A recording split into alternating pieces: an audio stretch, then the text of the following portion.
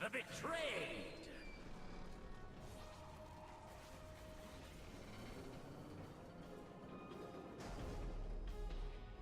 So Bungie decides to bring back the Prison of Elders, arguably the least popular piece of PvE endgame content in the game. That's fine though, right? It's free.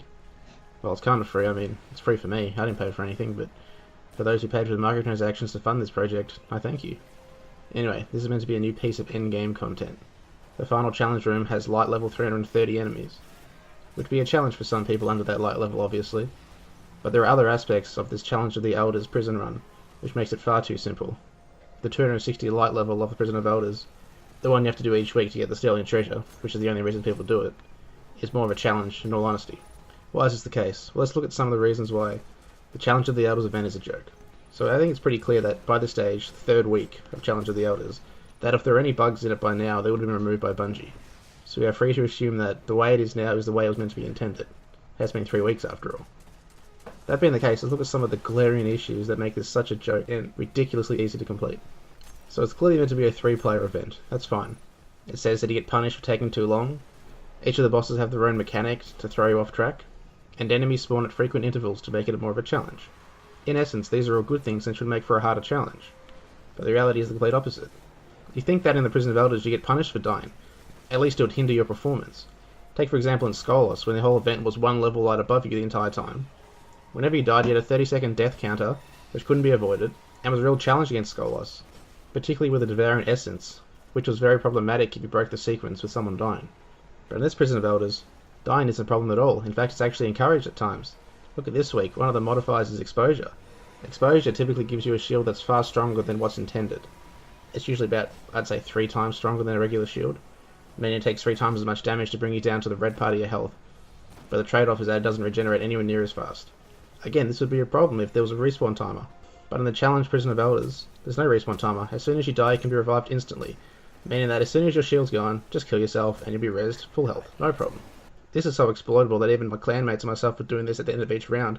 As soon as we went into the airlock, kill ourselves with the trip mine, respawn, full health, let's go. Also with the lack of the death timer, it means you can stay in the fight a lot longer, with very little downtime, very little chance to be overrun if your teammate goes down. Just pick him up, grab an overshield, no problem. Not to mention there's no punishment in terms of score for dying. You'd think it should take some points off you or something if you die. Should be some incentive to stay alive, right? Same goes for taking too long. The game actually tells you that he's growing impatient and you're getting punished on the scoreboard. What does he take off you? 1,000, 2,000 points? Not a chance. 50 points. 50, that's not even a kill. In the final room, a melee kill is worth, what, 210 points this week or something? 4 times 50? More than 4 times 50. So, I mean, you gotta wait, what, 4 cycles? 4 cycles of growing impatient is worth 1 melee kill. Not to mention the stupid amount of enemies they spawn in this place. Dozens, like probably 150 enemies you fight, at least, probably 200 enemies you fight. They're trying to give you 50,000 points, you only need 30. This is meant to be a challenge mode. The other problem with the stupid amount of enemies is that they're all incredibly weak. You don't see any mages in the challenge mode. Not only is there no mages, you see no high level, low level enemies. You don't see any minotaurs, you don't see any captains.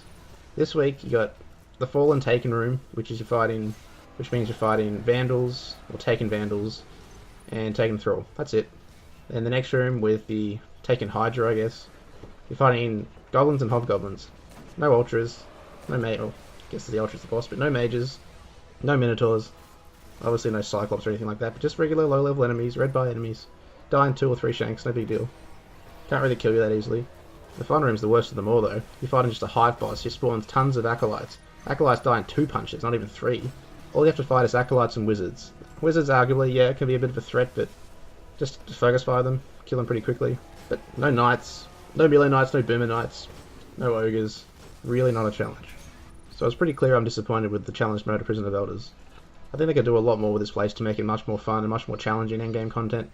Particularly if this is what they chose to make the new in-game content. Like, personally, I would have been much greater a fan if they just bumped the light level up of the old raids. I wouldn't even be caring about the gear. Like, if you just gave us motes of light, I mean, I know that all you can get from these raids is essentially motes of light. After you trade into the speaker, Ascendant Shards, Radiant Shards, all goes to motes of light.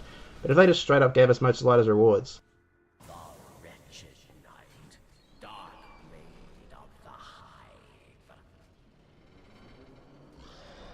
for like a 330 version of the Vault of Glass or Crota's End, I'd be fine with that. I wouldn't even care about getting legendary loot. That's not even a big deal for me. I'd just like to redo the fight at a harder difficulty. Make it actually require 6 people again. Anyway, going back to the Prison of Elders real quick. How would I improve it? Very simple. The mechanics in place can be easily buffed to make it a much more demanding and challenging fight. Straight up, there should be a respawn timer. As soon as you die, you should be punished and should be sitting out for at least 30 seconds like you would in any Nightfall. No reason for you to get straight back up, or even res yourself for that matter. You should have to be revived by a teammate and should have to take at least 30 seconds. As well as that, there should be a significant penalty for dying. I'd say at least 1,000 points, maybe 2,000. 2,000 might be a bit extreme for some people, but I think maybe, yeah, at least 1,000, maybe 1,500. Something. Much more than 50, whatever it is, if there is any. I don't even know if there is a point penalty for dying. I haven't even paid attention to that. Nothing significant, I'm pretty sure, though. As well as the death penalty being a significant point reducer, I think taking too long should also be a significant point reducer. Make it 500 points instead of 50. 1,000 points per cycle.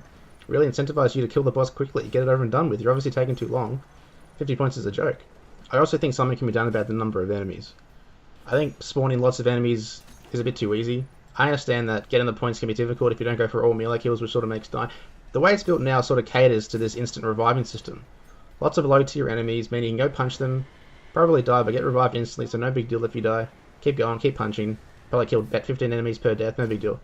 If you reduce the number of sheer enemies and increase the points you get for getting the kill, incentivize more team play, possibly team in an opponent, punch them to death as a group, something like that, require teamwork, instead of just all splitting up, punching a thrall each sort of thing. Create an interesting fight. But yeah, definitely more high tier enemies, something more challenging, not just the lowest of low tier enemies that die easily, plus ridiculous numbers of them. I reckon that would be it. Stronger enemies, but earn more points for killing them. Very simple. So I think we can all agree. Implement a death timer and penalty, take a significant amount of points off you for taking too long, take the crazy number of low tier enemies, and replace it with fewer but stronger enemies that are worth a lot more points, and maybe even incentivize some objectives within the game. That's the one thing that made the 260 version Prison of Elders much harder. Not much harder, but made it harder, was the inclusion of objectives within the game, such as defusing the mines or destroying the mines or intercepting the target, for example. These sort of things could make the challenge mode a lot harder, at least a lot more interesting. These are all very simple fixes, but unless we see these implemented soon, I can't see myself playing the challenge mode of Elders for much longer.